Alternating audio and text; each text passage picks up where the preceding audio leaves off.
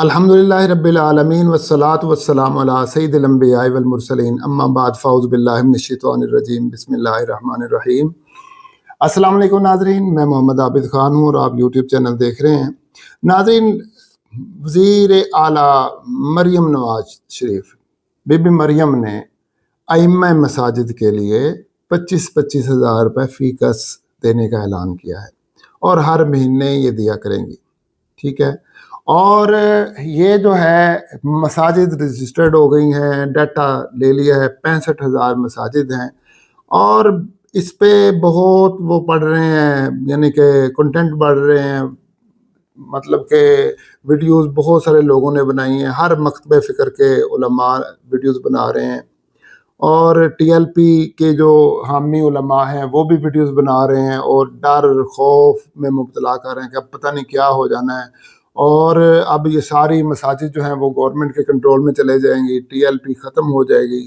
اور اس طریقے سے جو اہل حدیث مکتبہ فکر کے علماء ہیں وہ بھی جو ہے اس پہ مخالفت میں زیادہ تر ویڈیوز بنا رہے ہیں۔ یعنی یہ حیرت والی بات یہ ہے کہ ٹی ایل پی اور اہل حدیث یہ آپس میں بہت مخالف ہیں، لیکن اس سکیم کے ٹی ایل پی کے علماء بھی خلاف ہیں اور اس سکیم کے جو اہل حدیث مکتبہ فکر کے علماء ہیں، میں نے ویڈیوز دیکھی ہیں مولانا شام الہی ظہیر، ابتسام الہی ظہیر ان کی حفظہ اللہ تعالی، تو میں نے دیکھا کہ وہ بھی جو ہے اس کے خلاف ہی ہیں سکیم کے۔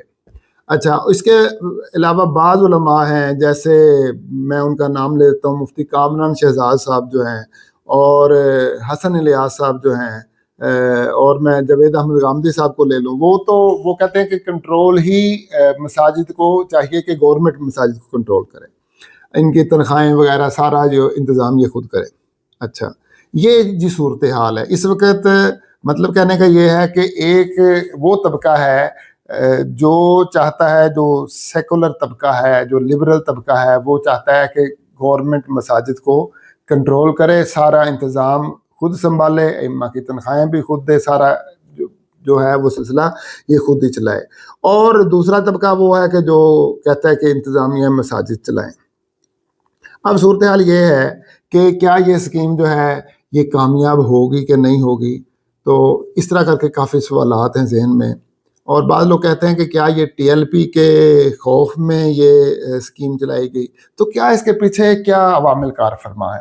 تو آج ہم اس پہ گفتگو کرتے ہیں، تھوڑا سا وقت آپ کو دینا پڑے گا۔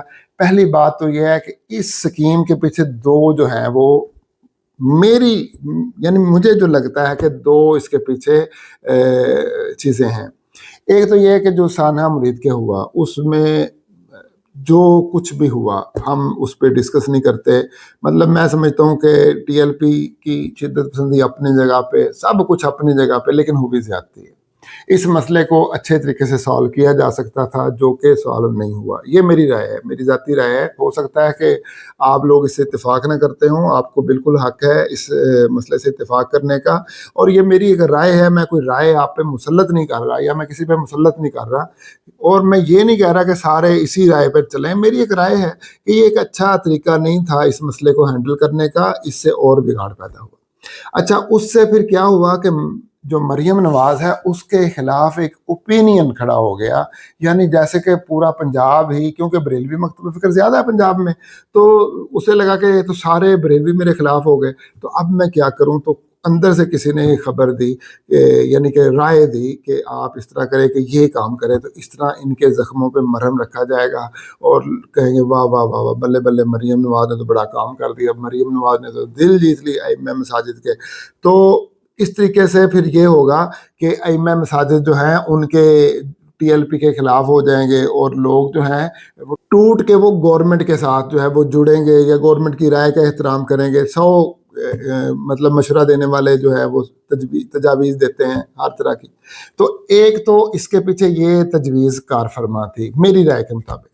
اچھا، دوسرا پھر یہ ہے کہ جیسے یعنی یوں سمجھ لیجیے پاکستان کو جن ممالک سے ایڈ آتی ہے، یعنی امریکہ لگا لیں یا اور جو ممالک پاکستان کو ایڈ دیتے ہیں، انہوں نے کہا ہوگا کہ علماء آپ سے کنٹرول نہیں ہوتے، اور یہ شدت پسند آپ سے کنٹرول نہیں ہوتے، ٹی ایل پی کنٹرول نہیں ہوتی، تو یہ وہ، تو انہوں نے کہا پھر ہم کنٹرول کرتے ہیں۔ جب آپ ایڈ لیتے ہیں کسی سے تو وہ کہتے ہیں ایڈ لگائی کدھر ہے، کہاں پہ آپ لگا رہے ہو، کیا کر رہے ہو, تو پھر آپ بتاتے ہیں کہ یہاں پہ ہم ایڈ لگائیں گے.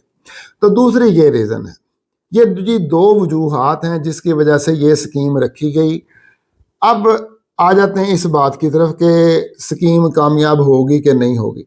اچھا, پہلے میں آپ کو ایک اور بات بتا دوں کہ جو مرحوم ضیاء الحق صاحب ہیں, ان کے دور میں بھی مدارس کو کنٹرول کرنے کے لیے کوششیں کی گئی تھیں, اور جو بیت المال ہے اس بیت المال میں سے مدارس کے لیے فنڈ جاری ہوا کرتے تھے.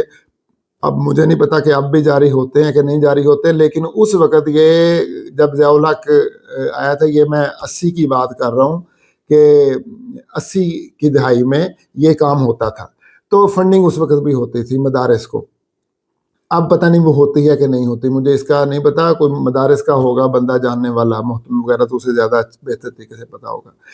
مطلب میرا کہنے کا یہ ہے کہ یہ فنڈنگ پہلے بھی ہوتی رہی ہے, مدارس کو ہوتی رہی ہے, اب مدارس کے ساتھ مساجد بھی آ جائیں گی. اب کنٹرول کی بات, کنٹرول ہونا ہے کہ نہیں؟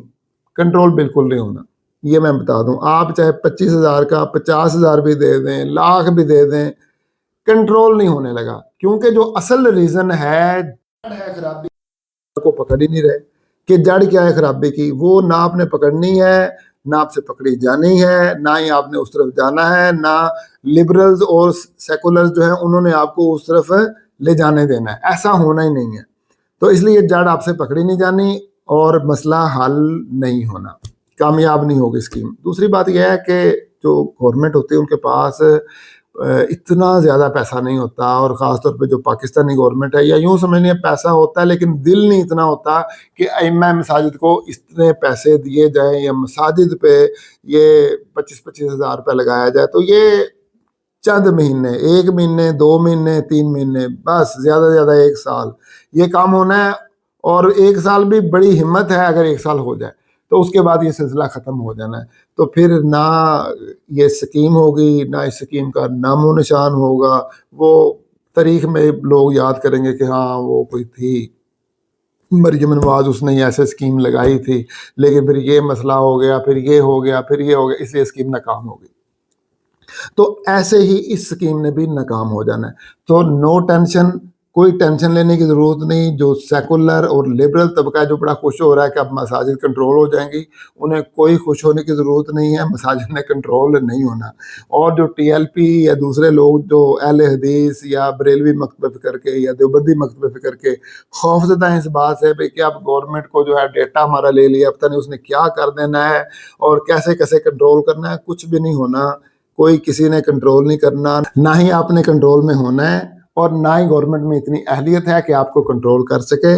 تو اس لیے آرام اور سکون سے میٹھی نیند سو جائیں, کوئی پرابلم نہیں ہے, کوئی مسئلہ مسائل نہیں ہے. ایسا ہی نظام چلتا رہے گا. نہ اصلاح کی کسی نے سچے دل سے کوشش کرنی ہے کہ اس نظام کی اصلاح کی کوئی کوشش کرے, اور نہ ہی اس نظام کی اصلاح ہونی ہے. ایسے ہی یہ جو نظام ہے چلنا ہے اور اسی طرح ہی چلتے رہنا ہے. الا ماشاءاللہ اللہ تبارک و تعالیٰ جب چاہے اللہ تبارک و تعالیٰ اس نظام کی اصلاح کر دے. یہ میرا قادر مطلق اللہ تبارک و تعالیٰ ہی کر سکتا ہے. اب یا پھر کوئی ایسا اللہ تعالیٰ مطلب کہ کوئی مجدد پیدا کر دے, کوئی مصلح پیدا کر دے, یا ایسی ہوا چلا دے کہ سارے پاکستان کے مسلمانوں کی اصلاح ہو جائے اور ہر طریقے سے اصلاح ہو جائے. واللہ عالم. اللہ تبارک و تعالیٰ کب چاہتا ہے یہ اصلاح ہونی ان کی, اور کب یہ لوگ اپنی اصلاح کرنا چاہیں گے خود سے. مطلب کہ لگتا نہیں ہے کہ یہ لوگ اپنی اصلاح کرنا چاہتے ہیں, لگتا نہیں ہے. اس طرح کے مطلب کہ کرتوت نظر نہیں آتے. مالی البلاغ المبین. والسلام علیکم ورحمۃ اللہ وبرکاتہ.